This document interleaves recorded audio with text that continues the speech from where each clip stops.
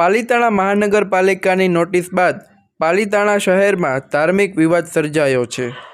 Municipal corporation 15 Hindu મંદિર અને એક દરગાહને તોડી પાડવાની નોટિસ ફટકારી છે, જેનાથી હિન્દુ અને મુસ્લિમ સમુદાયોમાં રોષ ફેલાયો છે।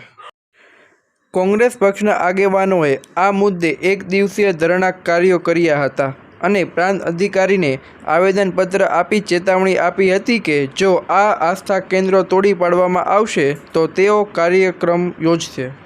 મ્યુનિસિપલ કોર્પોરેશનનું કહેવાનું છે કે ગેરકાયદેસર દબાણ હટાવ કાર્યવાહી કરવાની સૂચના બાદ તેમણે 16 અડચણો દૂર કરવાની નોટિસ આપી છે।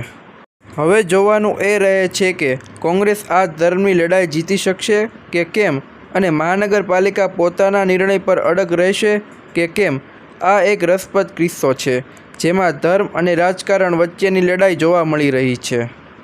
સૌરાષ્ટ્ર પ્રતિબિંબ ન્યૂઝ રિપોર્ટર હુસેન ખોલિયા, પાલિતાણા।